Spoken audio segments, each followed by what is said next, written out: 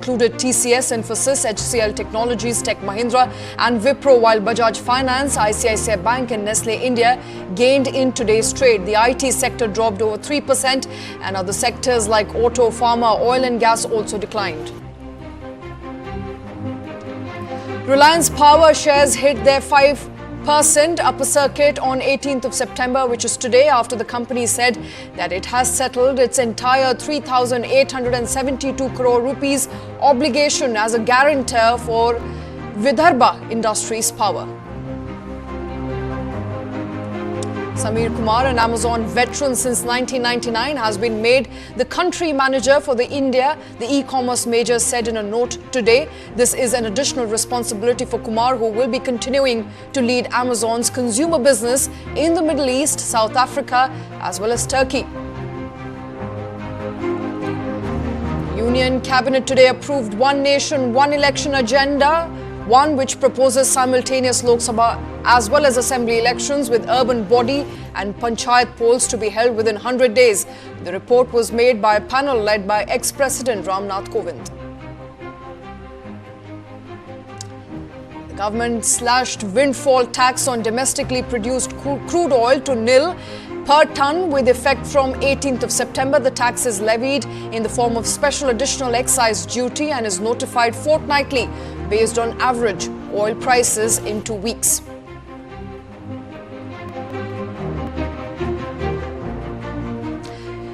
You're watching In Your Interest and I'm Shweta Kothari. The top story that we're tracking at this hour. A 26-year-old Anna Sebastian Perayil tragically died in Pune in what appears to be a death due to toxic work environment. Anna was an employee of E&Y, Ernst Young, and her death has sparked discussions about workplace stress and its toll on young professionals. Now, Anna is said to have succumbed to extreme work-related exhaustion, with her mother claiming that her grueling work hours contributed to her deteriorating health. What adds to the sorrow and controversy is the allegation that none of EY's representatives or her colleagues attended her funeral. Now, Anna Sebastian had joined EY as a chartered accountant in the March of this year, which is March of 2024. She was a diligent student, a class topper, a hard-working employee. What was the cost of that hard work? Just 4 months later, in July this year, she succumbed to work pressure. Anna's mother, Anita Augustine, has written a letter since then to EY's chairman, Rajiv Memani, which has now gone viral on social media. The mother claims that there was an excessive workload. Anna worked late into the night, on weekends, returned to her paying guest accommodation completely exhausted on most days. She was burdened with back-breaking work. She would receive additional tasks above and beyond her job description. These tasks were assigned to her verbally. There was no time limit for her to catch a breath. The case also brings to fore once again the critical issue of a toxic workplace and a culture that drives people to the brink of health crisis, and it's not new to Indians. Statistics around workplace stress in India throws up alarming facts. Around 62% of Indian employees experience burnout, triple the global average of 20%, due to work-related stress and poor work-life balance. The health impact is particularly concerning for employees in fast-paced, high-pressure environments. A LinkedIn survey from 2022 found that 55% of Indian professionals felt overworked, with many citing long hours, lack of work-life balance, and insufficient mental health support as key issues. Workplace deaths or health breakdowns tied to stress are not isolated incidents. In India, as the gig economy and corporate culture rapidly evolves, young professionals often find themselves overburdened by unrealistic expectations, tight deadlines, and a culture that sometimes glorifies overwork. In wake of Anna's death, EY's global human rights statement has also come under scrutiny. The statement pledges to uphold human rights in all aspects of its business. However, critics argue that such policies are often inadequate, especially in regions where work culture tends to prioritize output over employees' well-being. Now, Anna's case raises critical questions about how global corporations like EY are translating these policies into real workplace protections. EY is facing a storm of criticism following this incident. with calls for improved mental health programs, mandatory working hour caps, and accountability for senior management. But the tragic death is not specific to one company. It is a harsh reminder of an urgent need to address workplace exhaustion and promote a healthier, more balanced work culture. To talk about Anna's story and what can the big companies, big tech especially, do to address these issues, joining us is Prabir Jha. He's an HR strategist, founder and CEO of Prabir Jha People Advisory. Also with us is Srinath Sridharan, policy researcher and corporate advisor. I want to come to you first, Srinath. Now, E&Y is known to be one of the top 100 companies as per Fortune to work in or work for.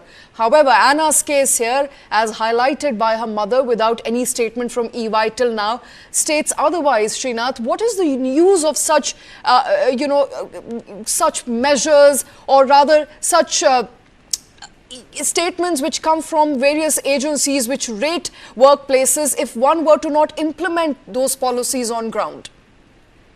I think, Shweta, one, we'll have to acknowledge the personal anguish this family must be going through. Having said that, I think if we have to normalize such anecdotes or statistics that come to the fore, the reality is today, if you want to chase a corporate career, I think you'll have to be ready for what we call the rat race.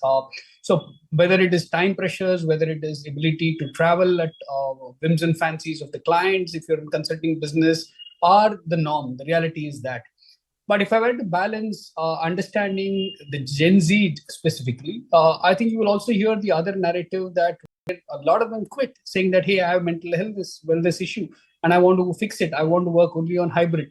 And that's something that we have seen specifically after COVID, that even the IT majors are struggling to get those youngsters back to formal workplace. They don't want to designate workplace is where we work from. So here I want to just bring back a recent relevant context of what Australia has done, right? The right to disconnect. I think the law about right to disconnect is to say that, hey, beyond my designated work hours, I don't have to pick up a call or respond to an email or a text. I mean, why is it important? For the simple fact that most of us working in the corporate sector have that urgency, peer pressure, social pressure, and professional pressure to say, what if I don't respond? And that's a reality that all of us live with. I mean, I'm not saying that EY did not respond and they should have. Yes, they should have. The fact that one of their employees passed away, whatever be the reason, it's only basic cultural tenet that in India we will go to somebody's funeral. That's the reality that they should have. A lot of these protocols or norms that you have, I think there's a two-way I will look at this lens. One, the large MNC majors who operate in multiple countries, they try and do best practices. I don't think for most of the Indian entities, including the large ones, I think might have a norm. But do you know anybody who has a voicemail on mobile in this country, Shweta? I don't know anybody. I probably would know many thousands of people. Not one of them have a voicemail where they say, I'm going home now. I'm going to put my phone on voicemail and I will respond tomorrow. We don't have that luxury. We are a developing nation. So the reality is, as a developing nation, if you have to cope up and if you want a career, if you want to grow, would you compete? Because it's a supply and demand. We churn out nearly 1 million engineering graduates every year, probably 2 million MBA graduates every year, and there are not sufficient jobs or sufficient qualitative jobs. Absolutely. So everybody, it's a rat race, and I think we've called on it ourselves. And there is no right or wrong answers. We'll have to evolve.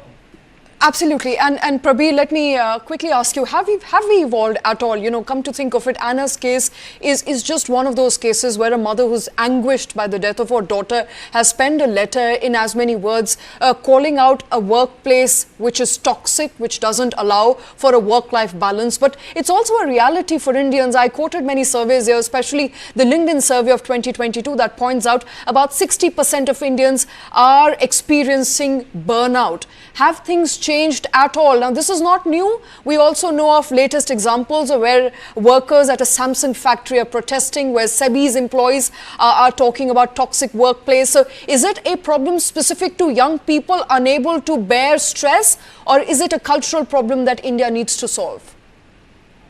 Shweta, I read that letter also, which has gone viral. And first, I have a deep sense of anguish for the family. And thank you for raising this issue on your show.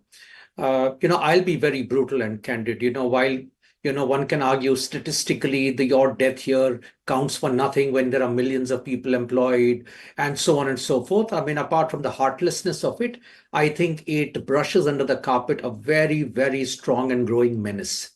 I think this issue of absolute indifference is a cultural disease, starting from the top leadership of every company that practices it, irrespective of what they have articulated or what they broadcast to the world. I have never been an admirer of this so-called great place to work kind of a racket. There is none which is not a great place to work.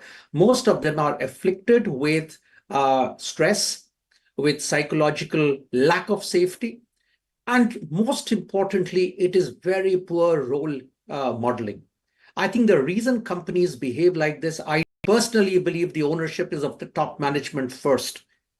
They set the kind of the norm of expectation. And I know for sure, whether it's consulting or advisory firms, law firms, which I know very, very personally and immediately, I think it is very poor quality of leadership. If the entire thing is only about making money in a country where, you're just, an employee number and out you go, someone else will come in, we will continue to be plagued with this menace. And it will only get worse. And we will continue to talk about how we are great places to work when we are actually not. And I think it is lack of absolute sense of accountability, absolute apathy, and a third rate, endorsement of culture, which makes people believe they are just a piece of machine. And I do not know, sometimes you wonder how many more Annas do you need before someone is going to wake up and say, this is not morally right. Yes, we must make money. Either you have absolutely no sense of manpower planning, you are understaffed, or some people get flogged because you virtually run a sea of mediocrity in your setup, or there is an absolute years ago is unacceptable. Absolutely, Praveer. And it's extremely heartbreaking, extremely heartbreaking when we hear of the plight of that mother, when we hear of what the daughter had to go through, when she was told by her manager that you've got to change the image and you've got to stay on and you've got to take the pressure and not crumble. While she did not crumble, she succumbed to it, and that is what we saw here happening. Prabir, we don't have a statement from Ernst Young just as yet, so we'll wait for that. But I want to understand, we all know that this is a problematic situation which has become a commonplace scenario today in many workplaces across the country. We know that there is a problem. What is the solution? Because there are HR policies in place, they're never really implemented. Most HR policies are a fig leaf, let me tell you. You can have a policy, but if you do not have an intent to administer it and execute it and cite business exigencies, you will never come out of this. If the entire purpose of an organization is to make money for them, particularly the senior leaders, you will continue to be grinding such young talent, and it's just going to get worse. The way out first is kill hypocrisy in organizations. We have had enough of senior leadership speak. We have had enough of conferences talking about, a great leadership practice and role model. How are we actually exhibiting that in our day-to-day life? And the assistant manager in this particular case may be transferring the same stress and pressure that he's getting from his manager and so on and so forth. So I think it is about killing hypocrisy. It is about truly building sensitivity. I'm not saying we should not be generating business. I, for one, when I look at my career, I've always, when I moved a very large company to a 5-day week, I was asked, oh, but you're going to kill productivity. We delivered better productivity, but we moved it to a 5-day week from a 6-day week. It's the mindset. And the belief in India that hard work, long hours of work in office, I mean, these are actually outdated. I don't buy into it. We are creating a culture where, we are celebrating the wrong behaviors. And honestly, India Inc. is short of more wholesome role modeling leadership. How many partners, how many people are rewarded beyond their billing rates? How many of them are rewarded beyond, just the so-called financial number? Till that does not change, you will never have change in behavior or change in culture. And, this is really where leadership will be kind of put to task. I mean, the hypocrisy of it, actually, the more I see it from the sidelines, it disappoints me. They may be successful people. The media may talk a lot about them. They may deliver quarter on quarter growth. But at what cost?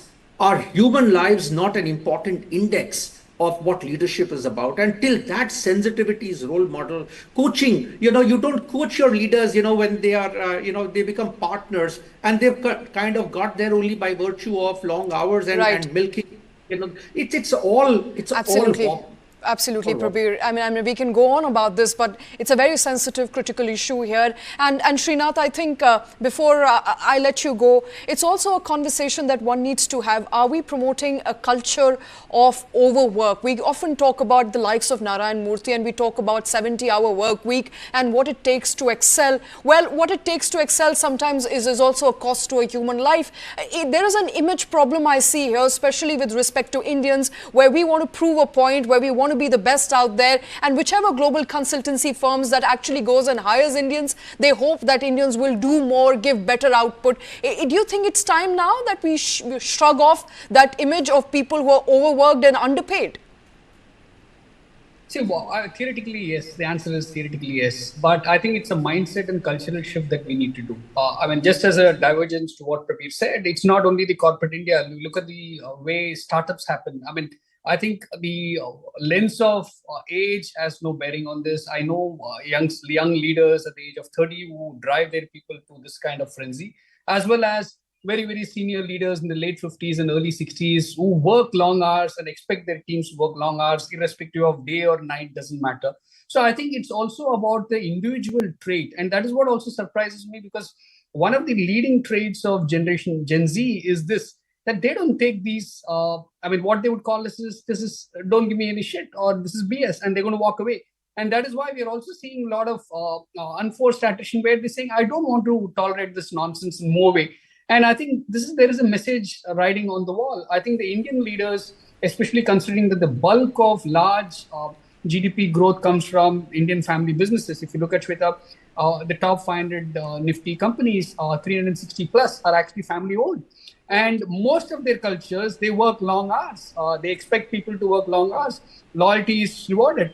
So it is largely cultural. Unless we change that, I think all these will remain very, very theoretical. And unfortunately, it will boil down to, if you can't take it, Absolutely. I think it's a cultural change. I think it will take a lot of conversations, and hopefully not a lot of lives to be lost for this cultural change to really kick off from this generation onward. As you rightly pointed out, Gen Zs perhaps are going to change it. They're better at saying no than we were in our generation. Srinath, Sridhar and Prabir Jha, thank you very much, gentlemen. Thank you for joining us on this very sensitive story. We're tracking all those details here on Newsline Live. Time for a short break. We'll be back in just a bit.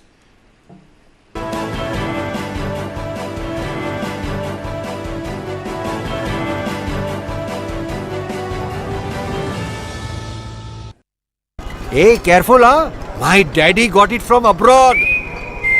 Hey, disaster! How will you pay for the loss now? In stock market, you should take risk as per your capacity and knowledge. Trade in options very carefully. Wow, Dikra!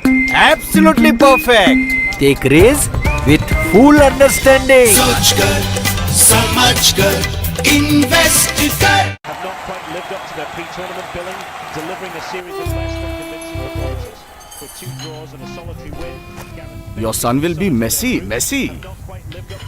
No studies, just football all day. Go, my son, go. Make my face shine through playing football. Not only your face, but also the country's. I will conquer the world by playing football. Come, let's go to Germany! World's largest football talent hunt, Newsline Indian Tigers and Tigresses. In association with DFB Pokal, Bundesliga, BVB and India Football Center. Train and play matches in Europe. Register now and fly to Germany. IndianTigersandTigresses.com.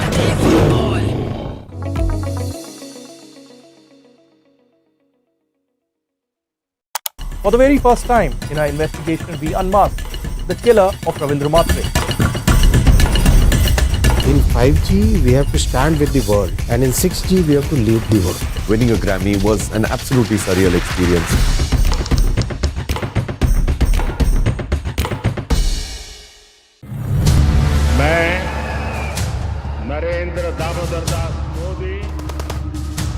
Terrorism always flows like water. It will go in the direction where there is no obstacle. Bloodbath in Jammu. 5 soldiers die after terrorists open fire at an army convoy in Kothari. Pakistan essentially is doing is opening a new frontier in the Jammu region.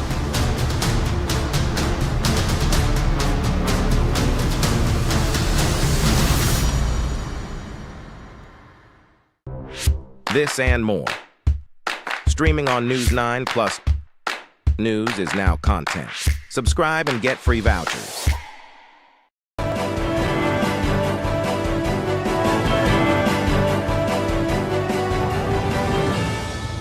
Come back, you're watching In Your Interest.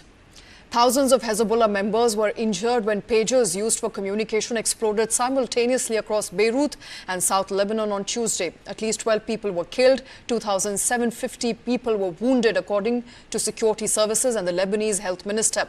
Hezbollah has blamed its adversary Israel. Israeli officials have so far declined to comment. However, Israel's Mossad spy agency is said to have planted a small amount of explosive inside 5,000 Taiwan-made pagers ordered by Hezbollah months before Tuesday's detonation. A senior Lebanese security source was quoted telling the media. The incident has once again brought to fore fears surrounding connected devices, their potential to be tampered with and used remotely, and what it means for safety of citizens. Joining us is Kanishk Kaur, CEO of India Future Foundation and former MD Protivity. Kanishk, this was a serious issue, and it concerns not just people in Lebanon, where more than 12 people have died, but also worldwide. Tell us really what happened with those pagers. So these pagers are manufactured by Apollo Gold, which is a Taiwanese-based company. This company outsourced the manufacturing of pagers to a third-party supplier in Europe.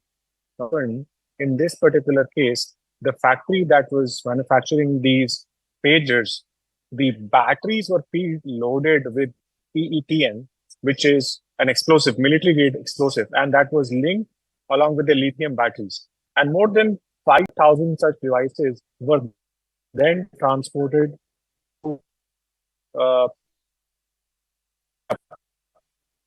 and multiple geographies, including Iran and Lebanon. And it was carefully signal device, and it was in a manner that it was not only people associated with Hezbollah were injured, but thinkers, people who support, or even family members of Hezbollah fugitives were getting impacted because of this. So that's something which is we have done, and the remote detonation was done in a carefully crafted manner, and it required a lot of planning, which was done by the Israeli armed forces and Mossad to spread it across various locations and ensure that the range is there to ensure maximum damage and detonation is done in a manner so that not only within Lebanon, but also Syria, where you have Hezbollah operators operating, they get impacted because of this. So this is Kanishk, next dimension of hybrid warfare. Absolutely, next dimension of hybrid warfare. I think that brings us to the question, should one be worried if a pager can be used to detonate in a cyber warfare-like situation which is starting to unfold now in Lebanon? Should one be worried of using, your connected devices, from your TVs to your phones to any device that can be connected, can be potentially used to detonate? Should one be wary of these devices tomorrow for safety purposes, and how to really ensure that one is safe when one is using these connected devices? See, this is for the government to worry because this is an impact of national security. So in a country like India, where mobile handsets are manufactured majorly out of China, 70% of the mobile handsets which are used in India are manufactured in China. And India and China have been not at great terms. We've seen the war that has happened in Leh and Ladakh. So this could be an element of hybrid warfare which could impact India next time. So what is required today is certain level of assurance and testing, which is done on these handsets when they are imported inside India. So it's for governments to take cognizance of this fact and ensure there are security testing which is done both at the hardware and software level for any kind of mobile device or even laptops or iPads or handheld devices which are got into India. So that's, I think, which is one of the key aspects where work needs to happen. Even connected devices, smart devices, IoT sensor-based devices, you require significant amount of assurance because a lot of other intelligence agencies and countries are going to look at replicating what Israel has done. This is a new dimension of warfare which other countries might want to follow the footsteps. All right. So it's important. Kanish, before I let you go, I just need to clarify something with you. 30 seconds. At this point in time, with what's happened in Lebanon, with all the pagers exploding simultaneously, does it therefore make sense for when we look at India trying to keep, Chinese-made products out of India, trying to find some sort of a wall there to block Chinese products from coming into India? Does that initiative, in light of what's happened, now seems vindicated? We need to secure its supply chain. I don't think so. Stopping China handset manufacturing is, but you need to have the right level of assurance. If you look at the US or the UK, they have set up proper testing environment. Right, we seem to have lost Kanishk, but I think what Kanishk was alluding to is that we need to secure supply chains, and one cannot have blanket bans perhaps on products coming in from a certain country, but enough safety measures need to be put into place when products come in from countries which have potential to go at war with the country. That's the message coming in as far as that multiple simultaneous pager explosion in Lebanon is concerned, which has now killed 12 people. But with that, we've run out of time on this show. Thank you very much for watching.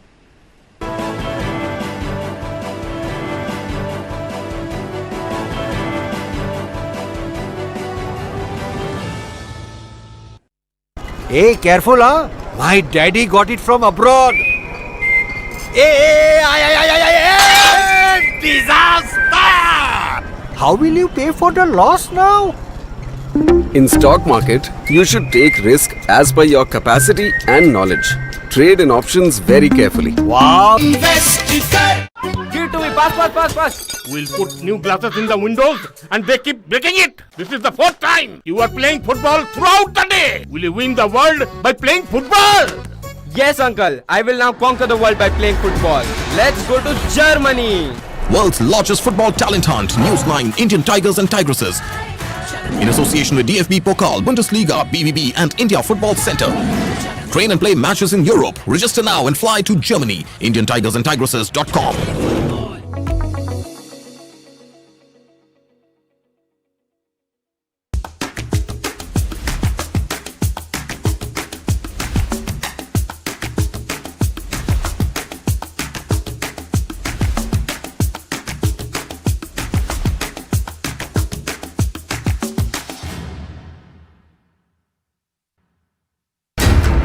How do you fulfill that promise? Because ultimately expectations have to be met. If you look at the political landscape, is it really changing for women?